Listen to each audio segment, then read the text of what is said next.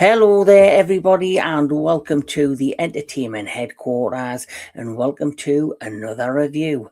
And the review that I'm about to look at is for a film that is another Netflix exclusive, another Netflix original movie. It's a film where the trailer came out a few months back and it grabbed my eye.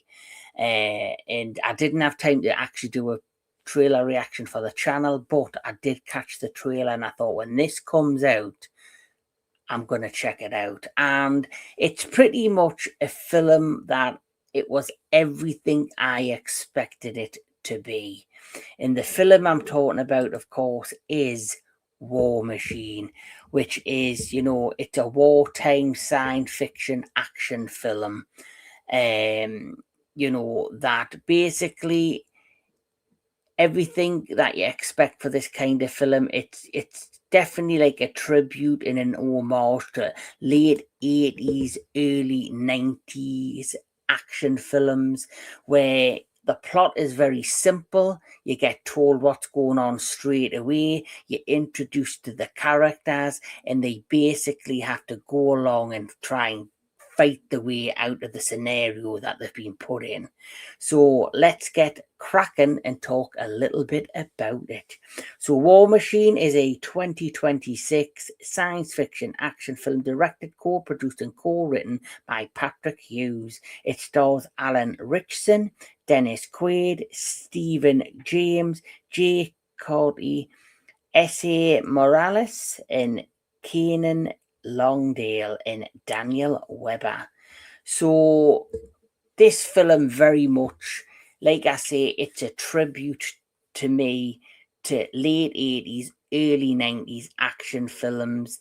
The plot's very simple. It's very straightforward. The acting in this movie is very, what you expect. There's no real big storylines between each character. It's pretty much straightforward, like I say. So Alan Ritchson's character, who is doing a fantastic job in Reacher, he basically is a staff sergeant who, after an event that happened during, I think it was Afghanistan, he was out there with his brother. He was a staff sergeant. An event transpires where basically tragedy strikes, and he, is very much in a place of PTSD and grief. And him and his brother had kind of this pact that they were going to try and join this elite group of soldiers. And, things transpire where he ends up going on his own to basically try and join these elite group of soldiers, which are like the Rangers.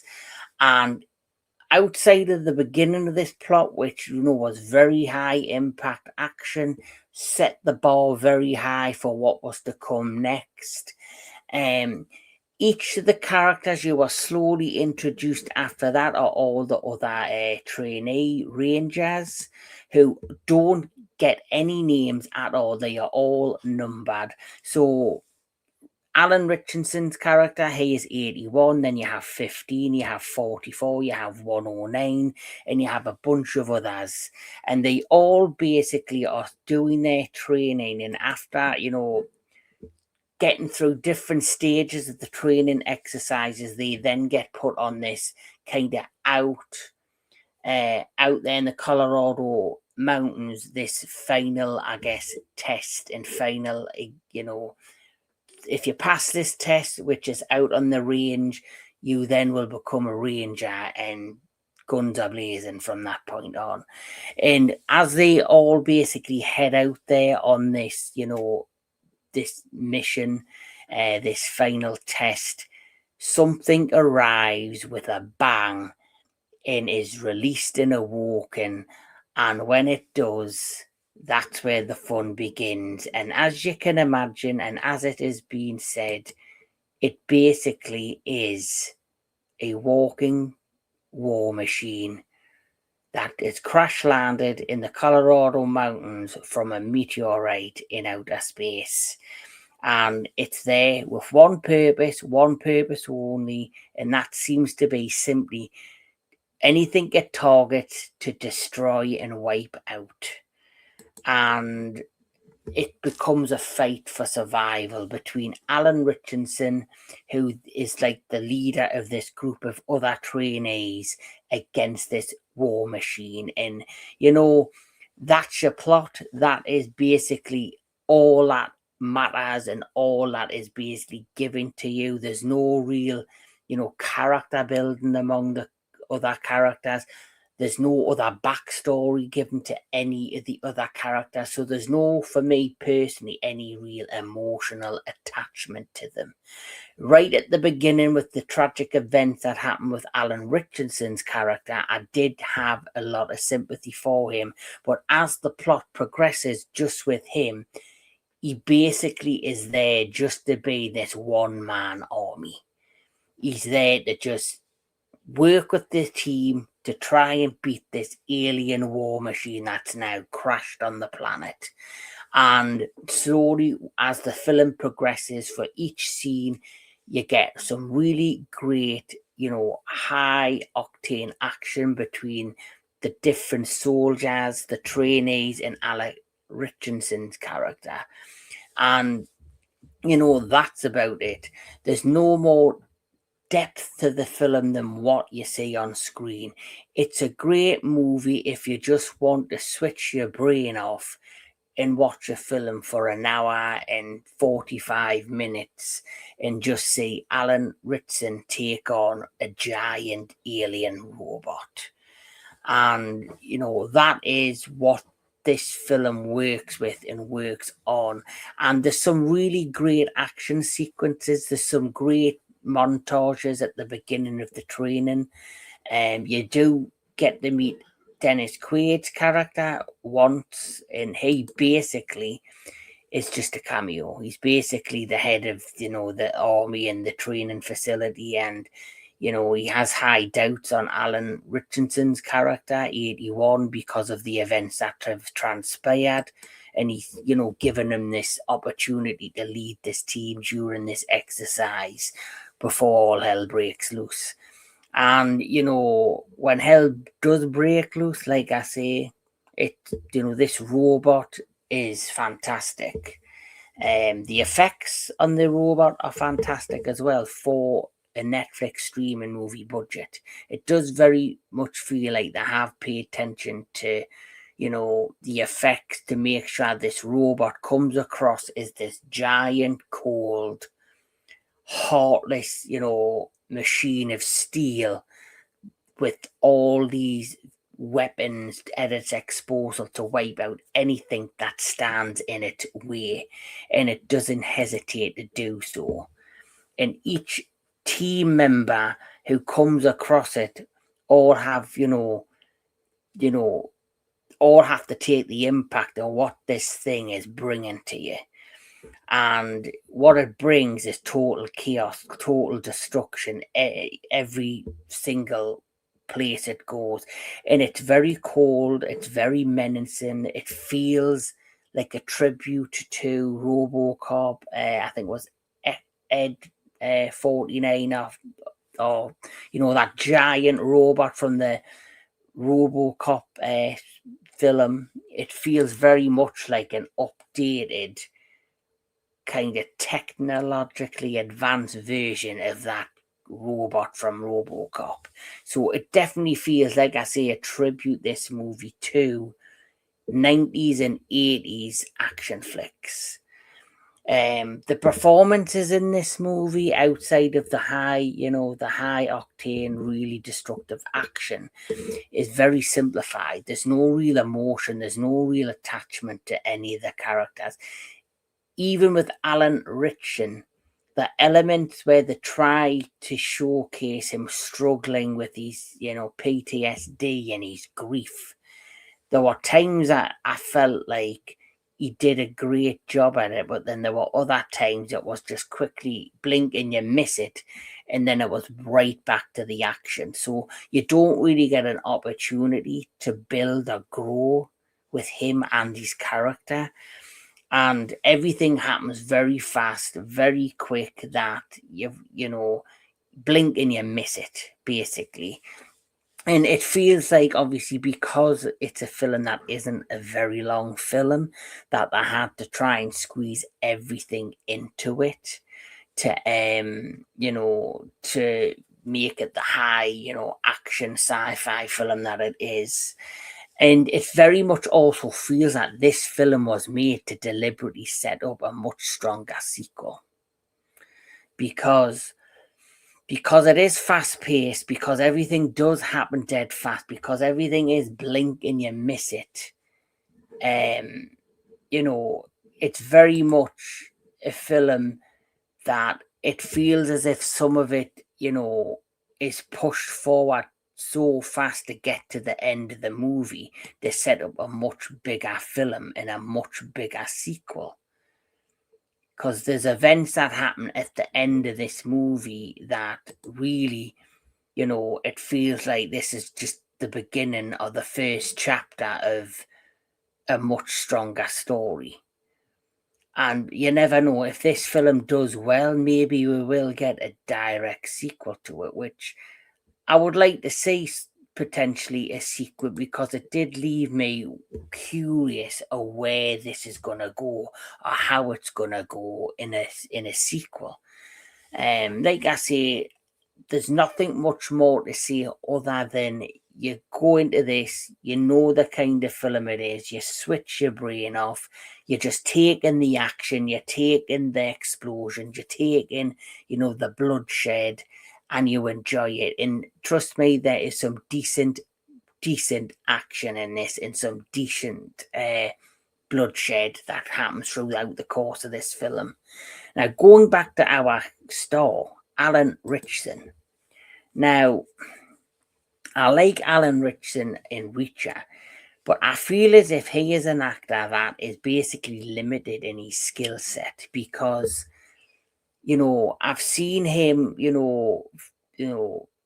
a number of films where he's always like the bulking, intimidating hero or co-star.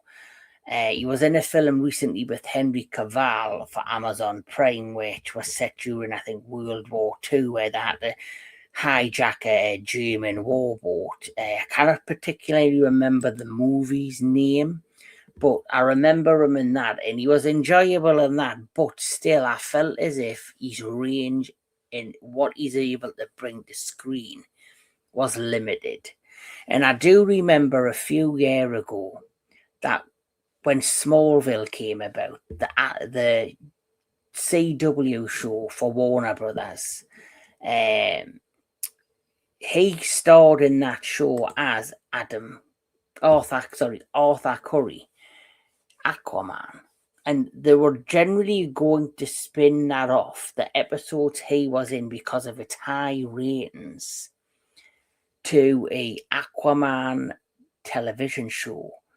But what ended up happening is, when they were developing the show, for whatever reason, they decided to, even though it started off as a spin-off to Aquaman, they ended up creating it as its own thing and did a pilot with a different actor.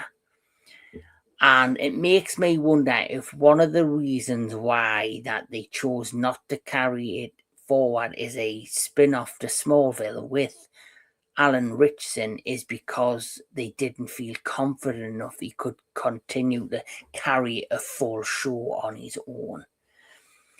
And, seeing that, though, if you watch Reacher, he's fantastic in Reacher. That show is full of action. It's full of,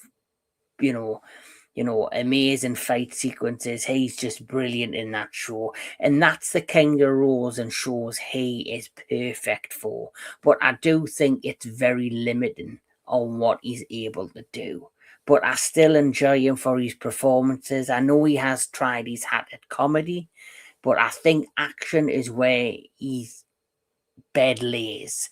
And I generally feel with Alan Ritchson, outside of Reacher, he needs a property where he can fully emerge as, the big time action star. He has the look, he has the build, but he needs that one particular role where he's going to truly shine outside of television.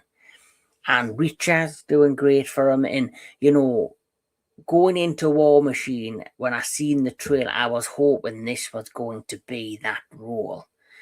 And seeing that, because the way this film ends, potentially, if there is a sequel, they could finally expand on his character and expand on more depth with his character and show more backstory and give him more emotion. But literally all you find out in this film is he's suffering from PTSD. He's trying to, grieve in his own way. He's a one-man army. He's big, he's bulky. He will do everything in his power to complete his mission. But beyond that, there's nothing more to the role or to the film itself. And maybe that's the magic of this movie. The fact that you're not meant to have anything beyond what you're seeing and getting. But the sequel, if there is one, would be a very interesting one I'd like to see. But great action. Starts with a bang. It doesn't let up. It's a great hour, and a half to spend if that's the kind of film that you would like to see, switching your mind off and just watching great action, great bloodshed, a mechanical, alien war machine causing havoc, and Alan Ritchson being the one-man army trying to kick its ass. And that's what you're going to get. And that's what you get. It is what is written on the tin. So for me, because it has great action and it was fun to watch, and because, I enjoyed those elements, but the other elements of it just, faded away and are quite forgettable, I'm going to give this film a 6 out of 10. 6 out of 10 for me, which I think's a fair rating. But if there is a sequel, I would be very much interested in seeing where a sequel would go with the way this particular film ended. And like I say, I would love to see more of Alan Ritchson given stronger roles, bigger roles. We need a new major action star. Would he be the one to fill that gap? Who knows? But yes, 6 out of 10 for War Machine. It's a film. Switch your brain off, grab some popcorn, grab a beer, watch some, one-man army kick an alien robot's arse, and you'll be happy. But that's all from me. Please enjoy your movies. Please keep on enjoying all things entertainment. And I'll catch you all at the next one.